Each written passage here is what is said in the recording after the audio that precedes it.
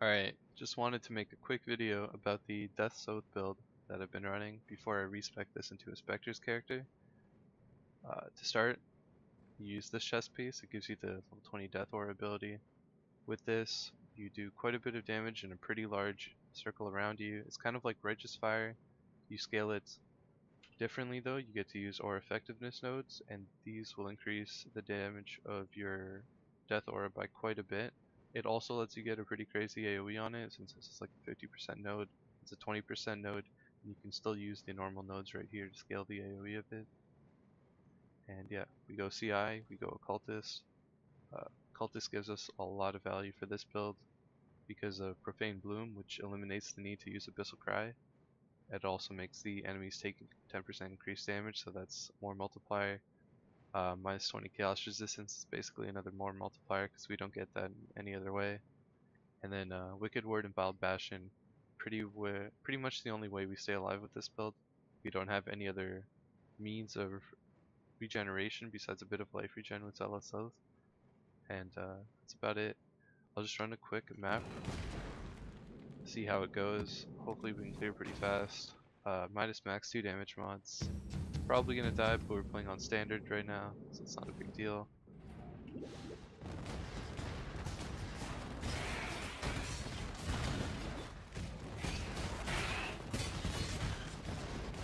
So this is the playstyle. Shield charge through packs. You tap Blight. When you tap Blight, you make the pack really weak, and it goes off. They're cursed with the increased effectiveness of vulnerability. They have the minus 20 chaos resistance. They take 10% increased damage. Clears pretty good. Harbinger clear is kind of sketchy since they take less damage when they spawn, and you just kind of have to shield charge through them a few times. Because you're shield charging into mobs, this build can be really sketchy if you don't have enough ES. But it's also a pretty hard trade-off. If you don't have enough damage, you just cannot run the build. It'll feel like shit. I'll go over the links right after this. We do also use Abrath's Hooves with a decay setup, and that just basically lets you shield charge through things to apply even more damage. Usually things that are affected by decay will die first, and if they're cursed, the chain explosion will go off. We skip bosses all the time on this build. It's all about going fast. Doing the bosses doesn't really help with anything. And we will probably die because we have no single target. Holy. There is one single target solution that I've found so far. But I'll go over that in a second.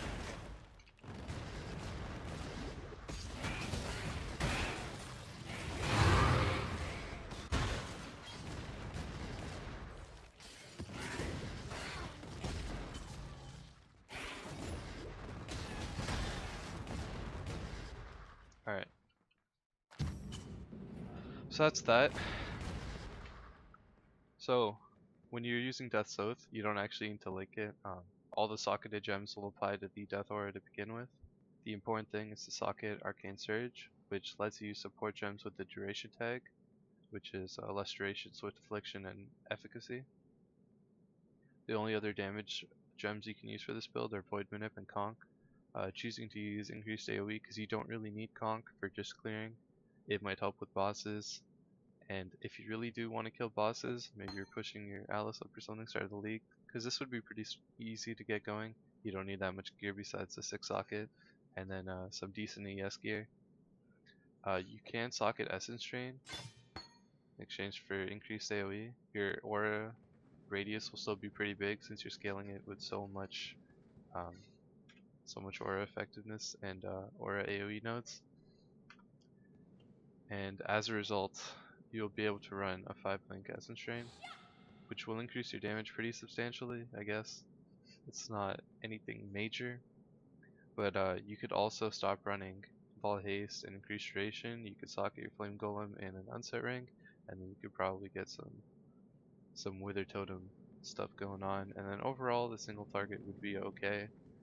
It's not that big of a deal though to just get bosses if you have a decent map pool. So The important links here for the Death's Oath, or not links, sockets: Void Manip, Essence, or Void Manip, increased AoE, efficacy, Restoration, Swift Affliction, and Arcane Surge. For the gloves, we use the Allelopathic gloves to get Blight. While running around, we just tap this on packs to get the Hinder off. It'll make them take a lot more damage using the 2 Blight Jewels. And yeah, we socket it with Efficacy, Control Destruction, and Void Manip. And Swift Affliction does pretty good, Blight on a 5 link. The damage is probably higher than the Essence Train, and the mana pool is pretty shitty right now. It could fix that pretty easily, but maybe by getting some mana regen on the rings or something. But yeah, it would allow you to do some single target with the Essence Train and the Blight. We also use Abraxas, as mentioned before, with Decay. Decay setup is Decay, Efficacy, Swift Affliction, Void Manip. Super important. Shield charge through the pack. Whatever you shield charge through will have Decay on it. Decay things die first, and then because they're cursed by your Vulnora, they explode, and that's that. You clear the whole pack.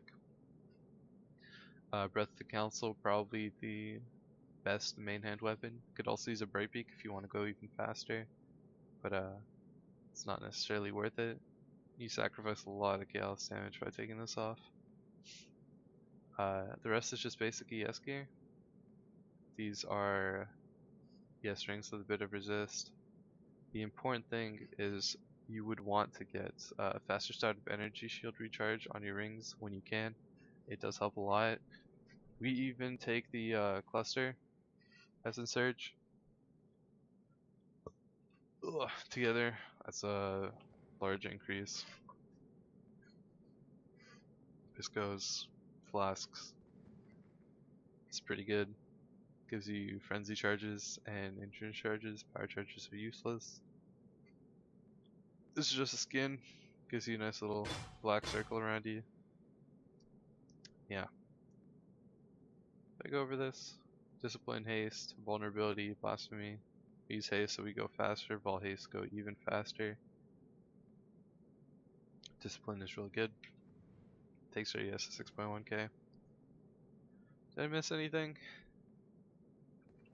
Oh yeah, if you want to level this build early on, you could run Coward's Trial. You could just sit in the middle of the map, and monsters will die in about this AoE around you. I'm pretty sure it's the entire screen's height is when they start taking damage. So it's pretty good for leveling early on.